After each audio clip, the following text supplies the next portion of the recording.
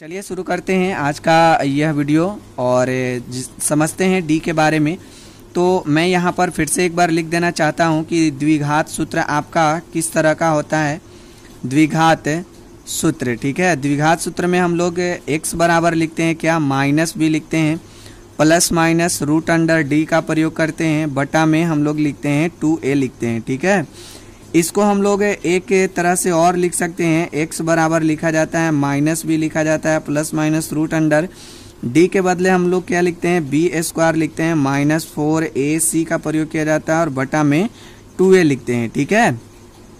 अब इसमें आपको करना क्या है, यहाँ पर आपको करना कुछ नहीं है, जो कुछ भी करना है वो हमें ही करना है। तो यहाँ पर आप लोग समझिएगा सबसे पहले कि जो डी आपका होता है, डी से जुड़ा हुआ 3 शर्त है, 3 नियम है। सबसे पहले उसको हम लोग समझ लेते हैं, उसके बाद इससे जुड़ा हुआ जो भी सवाल या प्रश्न आएगा उसको भी हम लोग समझते हैं, ठीक है। तो यहाँ पर सबसे पहला केस आपको पढ़ने के लिए मिलेगा कि अगर डी का मान जो है 0 के बराबर आ जाता है, चूँकि हम लोग generally B square minus 4ac के बदले यहाँ पर डी का प्रयोग करते हैं, मतलब डी के बराबर में हम लोग लिखते हैं बी स्क्वायर माइनस 4ac। मतलब डी का मान अगर आपको निकालना है तो बी स्क्वायर माइनस 4ac का प्रयोग कीजिए और डी का मान निकालिए, ठीक है। तो यहाँ पर ध्यान दीजिएगा, अगर डी का मान 0 के बराबर है तो मूलों की प्रकृति जो होगा द्विघात समीकरण के मूलों की प्रकृति, ठीक है, मूलों की प्रकृति जो होगा वो आपका कैसा होगा, वास्तविक होगा, वास्तविक और कैसा होगा और समान होता है, ठीक है। वास्तविक और कैसा होगा, समान होता है। मूल का मतलब कि जो भी आपका द्विघात समीकरण दिया गया उसका हल कितना आएगा, ठीक है, वास्तविक होगा या काल्पनिक होगा आपका, ठीक है। उसके बाद समान होगा कि असमान होगा, इसके बारे में मतलब जनरली डी का प्रयोग हम लोग द्विघात समीकरण के मूल की प्रकृति, कहने का मेरा मतलब हुआ कि आखिर उसका जो आपका जो भी हल हो रहा है द्विघात समीकरण का, जो हम लोग हल ज्ञात करते हैं उसका हल जो है वो वास्तविक है या नहीं, समान है या असमान है, इसके बारे में हम लोगों को जानकारी देता है। कौन देता है, तो ये आपका डी जो है इसके बारे में जानकारी देता है। मतलब हम लोग डी के बारे में अगर बोलना चाहे तो बोल सकते हैं कि डी एक ऐसा तरीका है, डी जो है एक ऐसा विधि है जिसके माध्यम से हम लोग द्विघात समीकरण के मूलों की प्रकृति को ज्ञात करते हैं। प्रकृति का मतलब जो भी मूल है उसका विशेषता गुण क्या हो सकता है, ठीक है, इसके बारे में हम लोग डी से पता चल सकता है, ठीक है। तो यहाँ पर आपका केस दूसरा हम लोग पढ़ लेते हैं। ये आपका केस 1 था और एक केस आपका दूसरा है। इसमें अगर डी का जो मान है वो 0 से बड़ा हो जाए, डी का मान यदि 0 से बड़ा हो जाए तो मूलों की प्रकृति जो होगा, मूलों की प्रकृति कैसा होगा, तो मूलों का प्रकृति वास्तविक होगा। वास्तविक आने का मतलब कि x का मान निकाला जा सकता है, ठीक है। और कैसा होगा, और समान होगा कि असमान, तो यहाँ पर मूलों की प्रकृति जो होता है असमान माना जाता है, असमान होता है, ठीक है, असमान होता है, ठीक है। इसके बाद हम लोग तीसरा केस जान लेते हैं। केस नंबर आपका तीसरा क्या कहता है कि अगर डी का मान जो है छोटा हो जाए, किससे, 0 से। कहने का मतलब कि अगर डी का जो मान है वो छोटा रहे आपका 0 से, इस स्थिति में 0 बड़ा रहेगा और डी का मान जो होगा छोटा होगा। यह जो चिन्ह है, यह चिन्ह हमें बतलाता है, अगर यह चिन्ह, इस चिन्ह का यहाँ पर देखिए, इसका आप चेहरा दे सकते हैं या इसका मुंह कह सकते हैं, ठीक है। इसका मुंह जो है 0 की तरफ खुला हुआ है, इसका मतलब यह हुआ कि 0 इस स्थिति में बड़ा होगा।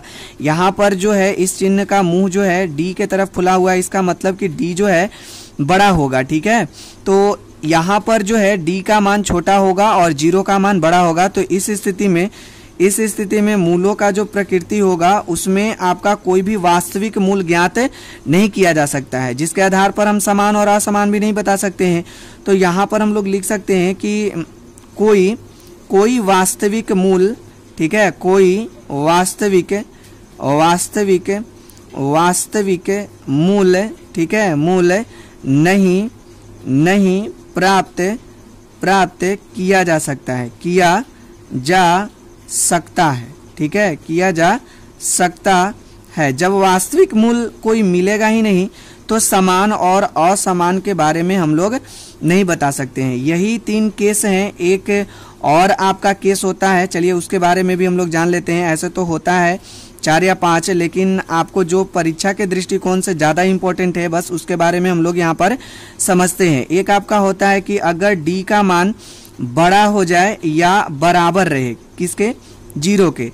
अगर d का मान 0 से बड़ा हो या 0 के बराबर हो तो इस स्थिति में मूल जो होगा, मूल, ठीक है, मूलों की प्रकृति जो होती है, मूलों की प्रकृति केवल वास्तविक होती है, केवल वास्तविक होती है, ठीक है। ये 4 आपके नियम है जिसको ध्यान से ये आपको याद रखना है, समझना भी है, ठीक है, क्योंकि परीक्षा में इससे बहुत सारे सवाल पूछे जाते हैं। मूल का प्रकृति ज्ञात करने के लिए भी पूछा जाता है और भी दूसरे तरह के सवाल हैं जो इससे पूछे जाते हैं। आइए एक बार फिर से इसके बारे में हम लोग जान लेते हैं। यदि d का मान 0 के बराबर हो तो मूलों की प्रकृति वास्तविक और समान होगी। और दूसरा केस में है कि अगर d का मान 0 से बड़ा हो जाए, अगर d का मान जिधर की तरफ इसका मुंह खुला रहेगा उसका मान बड़ा होगा, मतलब d का मान अगर 0 से बड़ा है, ठीक है, तो मूलों की प्रकृति वास्तविक होगा और असमान होगा। और तीसरा केस है आपका कि अगर d का मान 0 से छोटा है, मतलब 0 बड़ा है और d छोटा है, तब उस स्थिति में मूल का कोई भी वास्तविक मूल प्राप्त नहीं किया जा सकता है। और चौथा आपका केस है, चौथा नंबर में, कि अगर d का मान बड़ा है और 0 के बराबर है, ठीक है, तो मूलों का जो प्रकृति होता है वो केवल कैसा होता है, केवल वास्तविक होता है, ठीक है। तो हमारा प्रश्न है कि 2x², ठीक है, -7x और प्लस में 3 बराबर 0, ठीक है, इसके मूल की प्रकृति हमको बताना है। मूलों की प्रकृति को बताएं, ठीक है, मूलों की प्रकृति को बतलाना है। तो कैसे हम लोग ज्ञात करेंगे, तो मूल की प्रकृति तो एक ही चीज़ से ज्ञात की जा सकती है और वह है आपका क्या, d। और d का मान हम लोग कैसे निकालते हैं, तो d बराबर एक फॉर्मूला होता है b² माइनस में 4ac का प्रयोग हम लोग करके d का मान निकाल लेते हैं, ठीक है। तो सबसे पहले आप लोग क्या कीजिए, इस जो आपका समीकरण दे रखा है, इस समीकरण में हम लोग पहले a का मान निकाल लेते हैं, फिर उसके बाद b का मान निकाल लेते हैं, फिर उसके बाद c का मान निकाल लेते हैं, क्योंकि बिना उसके हम लोग d का मान नहीं निकाल सकते हैं। तो जैसा कि आप लोग द्विघात समीकरण का व्यापक रूप से भली भांति परिचित होंगे कि द्विघात समीकरण का जो व्यापक रूप होता है वो ax² plus bx plus c बराबर 0 होता है। इसमें x² का जो गुणांक होता है वो आपका a होता है, x का जो गुणांक होता है वो b होता है, और बिना x और x² का जो संख्या बच जाता है, जो भी आपका अचर राशि होता है वो आपका c का मान बतला देगा। तो यहाँ पर हम लोग क्या लिख सकते हैं, a बराबर आपका कितना दे रखा है, a बराबर आपको दे रखा है 2, b बराबर कितना दे रखा है, -7 दे रखा है, और c बराबर कितना दे रखा है, 3 दे रखा है, ठीक है। अब यहाँ से आप d का मान निकाल लीजिए। तो d बराबर हम लोग क्या लिखेंगे, b² माइनस में 4ac का प्रयोग करेंगे, ठीक है। b का मान -7 है, इसका स्क्वायर हो जाएगा -4 गुना a का मान 2 और c का मान आपका 3 दे रखा है। इसको यदि गुना कीजिएगा तो प्लस में आपका आ जाएगा 49 और माइनस में a आपका कितना हो जाएगा 24। अब इसको यदि आप घटाते हैं तो कितना आएगा, 25 आएगा। मतलब d का मान हमारा कितना आया हुआ है, 25 आया हुआ है, ठीक है। अब इसका तुलना जो है 0 से आप कर लीजिए, तभी आप जान पाइएगा कि d का मान 0 से बड़ा है, बराबर है या छोटा है। तो हम लोग d का मान हम लोगों ने देखा या यहाँ पर ज्ञात किया कि 25 है, ठीक है। अब 25 जो है 0 से तो बड़ा होगा, तो इसका मतलब है कि d का जो मान होगा वो 0 से क्या चीज होगा, 0 से बड़ा होगा, ठीक है। d का मान तो 25 आया हुआ है और 25 0 से बड़ा है, यानी हम लोग इसको इस तरह से लिख सकते हैं कि यहाँ d जो है बड़ा है किससे, 0 से बड़ा है, ठीक है।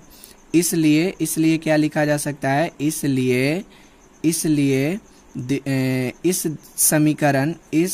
समीकरण, ठीक है, समीकरण के मूलों की प्रकृति, मूलों की प्रकृति, प्रकृति, ठीक है, मूलों की प्रकृति वास्तविक, वास्तविक और कैसा होगा, और असमान, असमान होगा। मतलब अगर आप इस समीकरण को हल करते हैं, इस समीकरण को कोई विधि से भी आप हल करते हैं, तो वहाँ पर आपको पता चलेगा कि जो भी आपका x का मान आ रहा है उस x के मान को आसानी से निकाला जा सकता है, ज्ञात किया जा सकता है, तभी तो यहाँ पर वास्तविक लिखा गया है।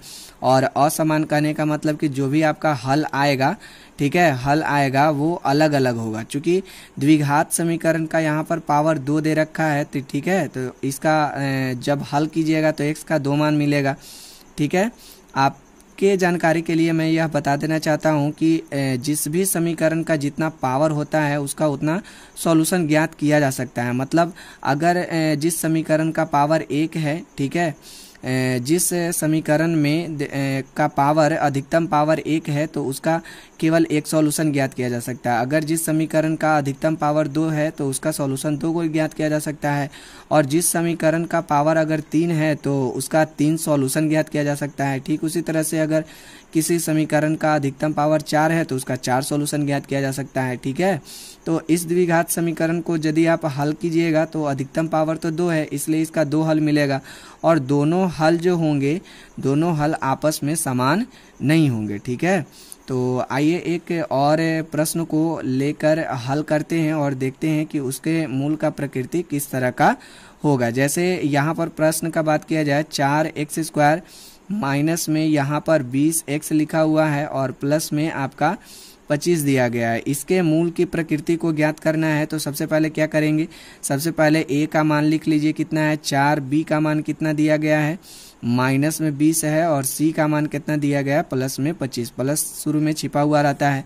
अब यहाँ से d का मान आप निकाल लीजिए तो d बराबर हम लोग क्या लिखेंगे, d बराबर लिखते हैं b² माइनस 4ac। ठीक है, अब यहाँ पर b का मान माइनस 20 है, b इसका स्क्वायर कर देंगे, माइनस 4 गुने a का मान आपका 4 और c का मान आपका कितना है 25 है। तो यहाँ से आपका ये टोटल कितना हो जाएगा, प्लस में आपका 400 होगा, माइनस इसको आप गुना कर लीजिए। ठीक है, तो आपका टोटल कितना आएगा 400 आएगा। ठीक है, अब इसको घटाते हैं तो 0 आता है। तो यहाँ पर जो हम लोग देख रहे हैं d का मान कितना आ चुका है, d का मान 0 आया है जो कि 0 के बराबर ही है। तो यहाँ पर हम लोग क्या लिख सकते हैं, यहाँ पर लिख सकते हैं कि जो आपका d है वो किसके बराबर है, 0 के बराबर है। ठीक है, इसलिए ठीक है, इसलिए समीकरण के मूलों की प्रकृति, मूलों की प्रकृति ठीक है, वास्तविक तो होगा ही क्योंकि x का मान निकाला जा सकता है इसका, वास्तविक और कैसा होगा, और समान। ठीक है, समान होगा। मतलब अगर आप इसको जिस भी विधि से हल करते हैं तो x का तो मान निकाला ही जा सकता है क्योंकि यहाँ पर लिखा हुआ है वास्तविक है। ठीक है, और जो x का मान आपका आएगा दोनों आपस में समान आएगा। मतलब अगर मान लिया जाए कि x का मान एक आपका 5 आया तो दूसरा भी 5 होगा। अगर x का मान आया 5/7 तो दूसरा भी आपका 5/7 ही होगा। अगर x का मान लेते हैं आपका आया 5/2 तो दूसरा भी आपका 5/2 ही होगा। मतलब दोनों ही x का मान जो होंगे वो आपस में क्या चीज होंगे, समान होंगे, बराबर देखने में एक जैसे होंगे। ठीक है,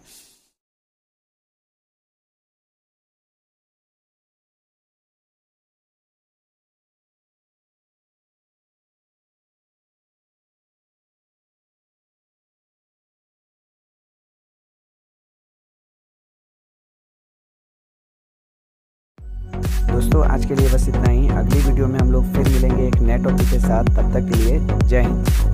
और मेरा यह वीडियो आप लोगों को कैसा लगता है, अगर मेरा यह वीडियो आप लोगों को अच्छा लगता है, हेल्पफुल लगता है, अगर मेरे इस वीडियो से कुछ सीख पा रहे हैं तो प्लीज़ लाइक करें, कमेंट करें और शेयर करें अपने दोस्तों के बीच ताकि उनको भी इस वीडियो से कुछ लाभ मिल सके। दोस्तों यदि आप लोग इस वीडियो को यहाँ तक देख पाए हैं तो आप लोग अपने पढ़ाई पर ज़रूर मेहनत कर रहे होंगे।